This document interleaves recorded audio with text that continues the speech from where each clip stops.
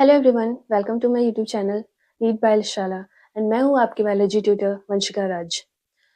जैसे आप सबको पता है दैट नीट 2026 बहुत पास आ गया है, तो ये हमारा चैनल है। इसमें कंप्लीट बायो लेक्चर्स आपको मिलेंगे, कम्प्लीटली एनसीईआरटी बेस्ड, और हम लोग बहुत इजी वे में इसको अंडरस्टैंड भी करेंगे और लर्न भी करेंगे बहुत सारे ट्रिक्स के द्वारा।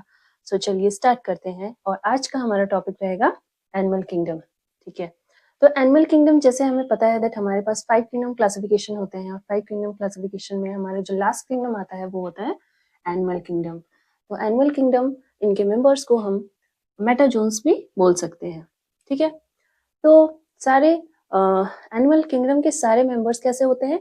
तो ये होते हैं हमारा मल्टी सेलुलर एंड यूकैरियोट्स।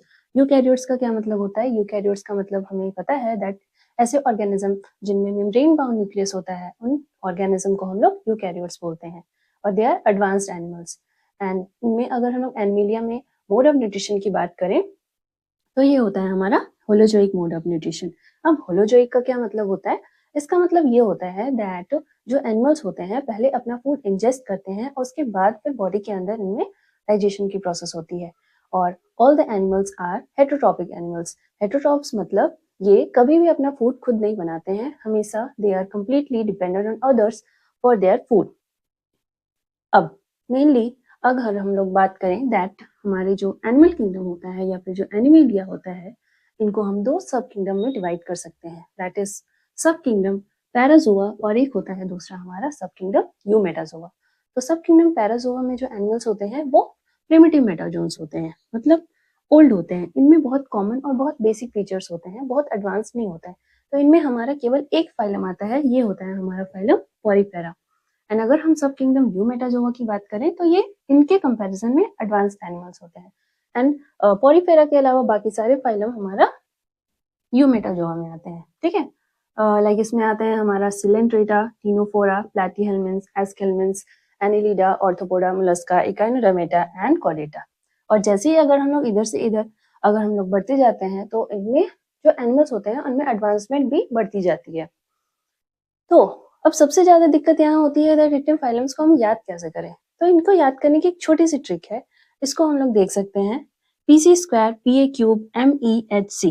ठीक है, तो यहाँ पे ये जो पी है, ठीक है, तो पी का मतलब हो गया हमारा पॉरीफेरा, सी का मतलब क्या है? सी का मतलब हो गया तुम्हारा सिलेंट्रेटा, एंड अगेन सी का मतलब हो गया टीनोफोरा।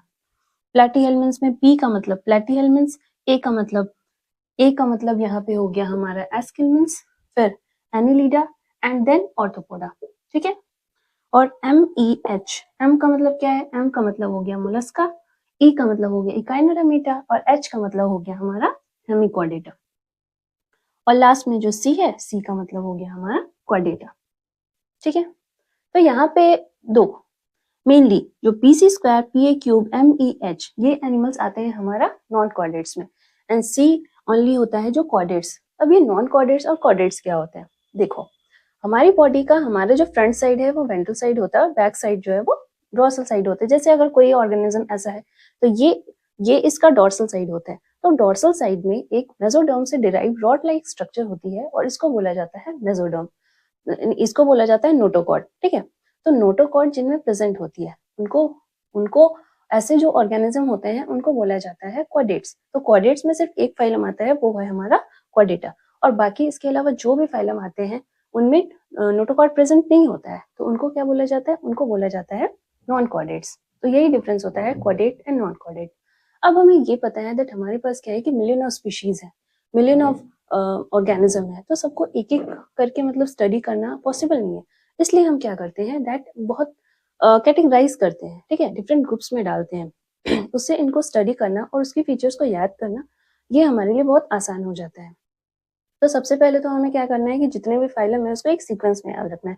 तो इस सीक्वेंस से हमें सारे फाइलम याद हो जाएंगे, क्योंकि इसके बाद जो हम लोग बेसिस ऑफ क्लासिफिकेशन करने वाले हैं नेक्स्ट टॉपिक हमारा, तो उसमें मतलब वो हमें याद करने में बहुत आसानी होगी। ठीक है, तो नेक्स्ट टॉपिक होगा हमारा basis of classification, that what are the basis जिसके बेसिस पे हम लोग इनको कैटेगराइज कर सकते हैं। The next topic is basis of classification. ठीक है, तो बेसिस ऑफ क्लासिफिकेशन में सबसे पहले आता है हमारा लेवल ऑफ ऑर्गेनाइजेशन, मतलब जो ऑर्गेनिज्म है वो किस टाइप से बना है, क्या वो सेल से बना है या ऑर्गन से बना है या टिश्यूज से बना है या ऑर्गन सिस्टम से बना है। इसके बेसिस पे हमारे पास टोटल 4 टाइप के लेवल ऑफ ऑर्गेनाइजेशन होते हैं। पहला टाइप होता है सेलुलर। सेलुलर में क्या होता है, जो एनिमल है इस पे केवल सेल्स का गुच्छा होता है, सेल्स केवल इसमें प्रेजेंट होते हैं और वही उसमें सारे काम करते हैं, ठीक है। तो सेलुलर का एग्जाम्पल क्या हो गया, तो इसका एग्जाम्पल होता है हमारा पॉरीफेरा होता है। नेक्स्ट होता है टिश्यू।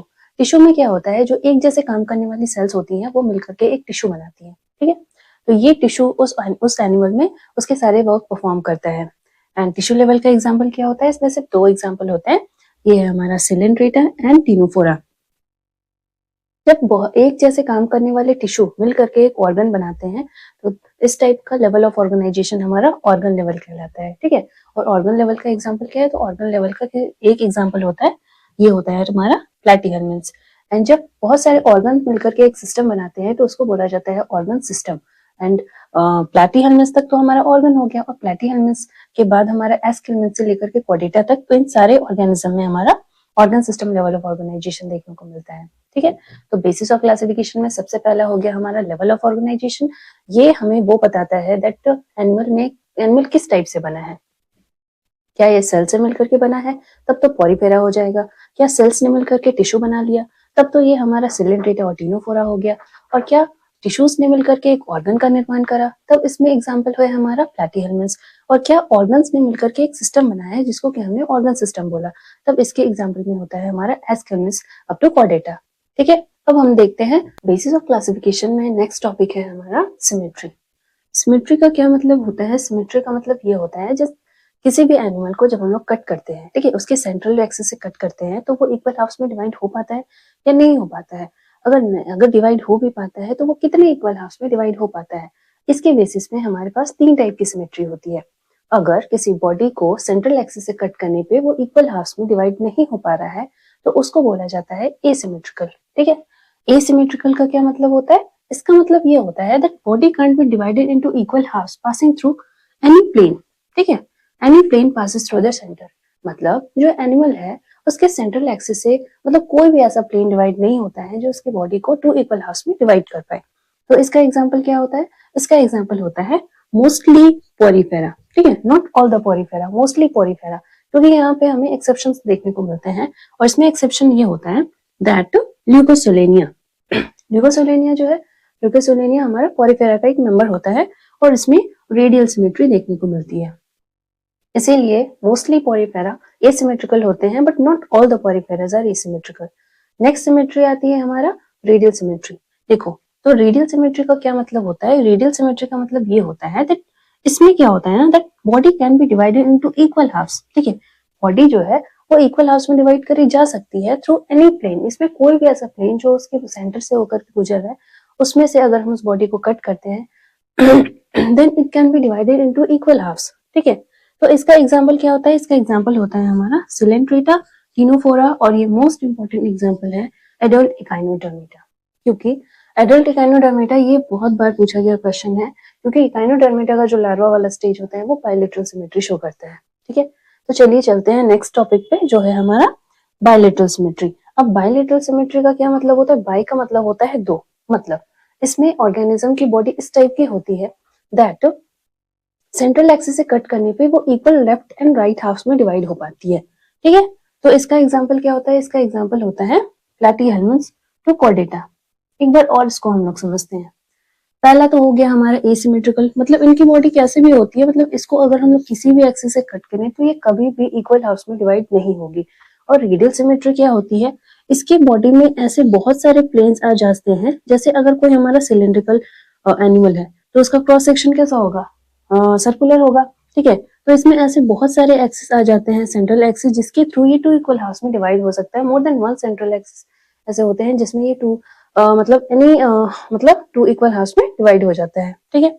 उसके बाद आती है हमारा बायलेटरल सिमेट्री। बायलेटरल सिमेट्री में अगर हमारा लाइक कोई बटरफ्लाई है तो इसके पास केवल एक सेंट्रल एक्सिस होती है जिसकी वजह से ये equal left and right side में डिवाइड हो जाता है। तो इस टाइप से हमारे पास सिमेट्री के बेसिस पे 3 टाइप का क्लासिफिकेशन हो गया। पहला एसिमेट्रिकल, जिसमें बॉडी कभी भी इक्वल हाफ्स में डिवाइड नहीं होती है।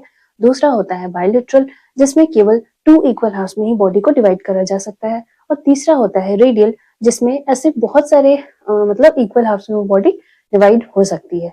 तो मेनली हमें इसके एग्जाम्पल याद रखना है। एसिमेट्रिकल में mostly Porifera, not all the Porifera, क्योंकि इसमें एक्सेप्शन भी देखने को मिलता है, ल्यूकोसिडेनिया, जिसमें रेडियल सिमेट्री देखने को मिलती है। एंड उसके बाद आता है हमारा रेडियल सिमेट्री। रेडियल सिमेट्री का एग्जांपल केवल 3 है, सिलेंट्रेटा, टिनोफोरा, एडल्ट इकाइनोडर्मिटा। इकाइनोडर्मिटा का लार्वा जो है वो हमारा बायलेटरल सिमेट्री में आता है। बायलेटरल सिमेट्री के एग्जांपल में प्लैटीहेल्मिन्थ टू कॉर्डेटा, वो सारे ऑर्गेनिज्म हमारे। नेक्स्ट है हमारा बॉडी प्लान। ठीक है, तो बॉडी प्लान क्या होता है? बॉडी प्लान हमारा 3 टाइप का होता है। पहला है हमारा cellular aggregation, second blind sac, and third जो है वो हमारा ट्यूब विद इन ट्यूब होता है। ठीक है, तो सेलुलर एग्रीगेशन में क्या होता है कि इसमें एनिमल्स में केवल सेल्स का एग्रीगेशन रहता है, सेल्स का केवल गुच्छा होता है, और इसमें ऐसा कोई सिस्टम नहीं होता है। ठीक है, तो इसका एग्जाम्पल क्या है? इसका एग्जाम्पल होता है हमारा पोरीफेरा। सेकंड होता है ब्लाइंड सैक। ब्लाइंड सैक वो एनिमल्स होते हैं इनमें केवल, इनकी बॉडी में केवल एक ओपनिंग होती है। ठीक है, जैसे अगर हम लोग एक ऑर्गेनिज्म की बात करें तो इसकी बॉडी में केवल एक सिंगल ओपनिंग होती है, और इसी ओपनिंग के थ्रू बॉडी कोई भी सब्सटेंस इसके अंदर भी आता है और इससे बाहर भी जाता है। मतलब यही एक ओपनिंग होती है जो इसका एक माउथ भी होती है और एनस भी होती है। ठीक है, तो ये क्या हुआ? It is like a blind sac, इसीलिए इस टाइप के ऑर्गेनाइजेशन को बोला जाता है ब्लाइंड सैक। और इसका एग्जाम्पल क्या होता है? तो इसका एग्जाम्पल होता है सिलेंट्रेटा, टिनोफोरा एंड प्लैटीहेल्मिन्थ। नेक्स्ट आता है हमारा ट्यूब विद इन ट्यूब। इसमें क्या होता है ना, जो एनिमल होता है उसके बॉडी में 2 ओपनिंग होती है। ठीक है, एक ओपनिंग ऐसे होती है और उसके बाद कहीं और एक ओपनिंग ऐसे होती है। तो ये वाली ओपनिंग आपका माउथ की तरह वर्क करती है और ये वाली ओपनिंग आपका एनस की तरह वर्क करती है। तो इस टाइप का जो बॉडी प्लान होता है इसको बोला जाता है ट्यूब विद इन ट्यूब। और इसका एग्जाम्पल क्या होता है? इसका एग्जाम्पल होता है एस्केलमेंट्स अप टू कॉर्डेटा। तो बॉडी प्लान हमारे पास 3 टाइप का होता है। पहला ऐसा होता है जिसमें केवल सेल्स का गुच्छा होता है, तो उसको बोला जाता है सेलुलर एग्रीगेट। इसका एग्जाम्पल हो गया हमारा पोरीफेरा। सेकंड होता है हमारा जिसमें केवल एक ओपनिंग होती है, वही एक्ट करती है एज अ माउथ और एनस, तो इसका एग्जाम्पल हो गया हमारा Coelenterata, Ctenophora and Platyhelminth. And जो लास्ट हमारा टाइप होता है वो होता है ट्यूब विद इन ट्यूब, जिसमें ऑर्गेनिज्म की बॉडी में 2 ओपनिंग होती है, one work as an anus और दूसरा जो है वो वर्क करता है एज अ माउथ। तो इसका एग्जाम्पल क्या होता है? ये होता है Aschelminthes up to Chordata. Next है हमारा जर्म लेयर।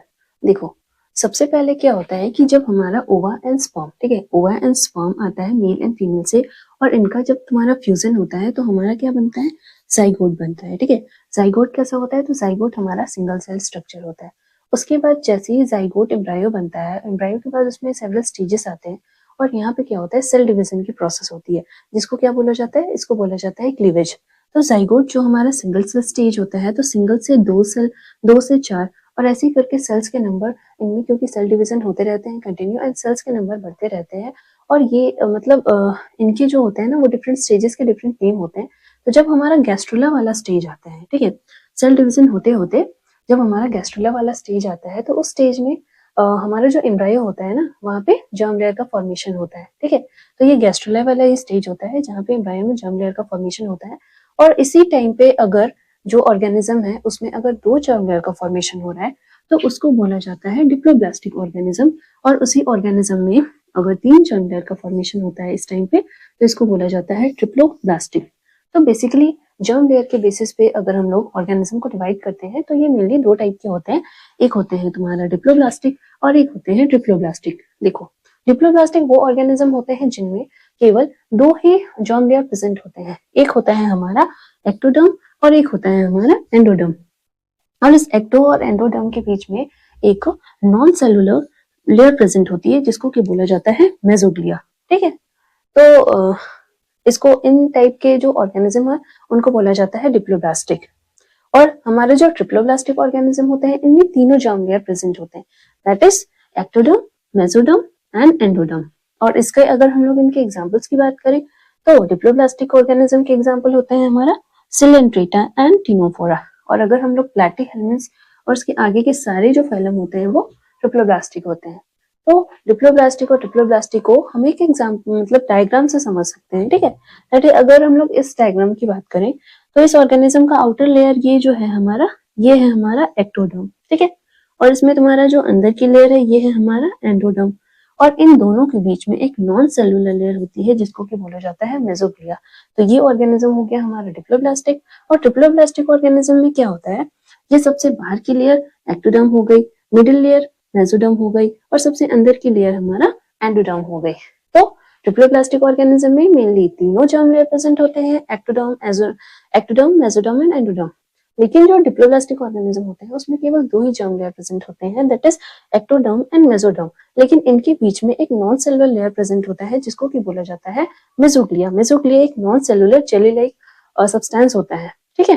तो ऐसे हमने देखा दैट जर्म लेयर के बेसिस पे ऑर्गेनिज्म दो टाइप के होते हैं, दैट इज डिप्लोब्लास्टिक अगर दो जर्म लेयर है तो, और डिप्लोब्लास्टिक अगर तीन जर्म लेयर।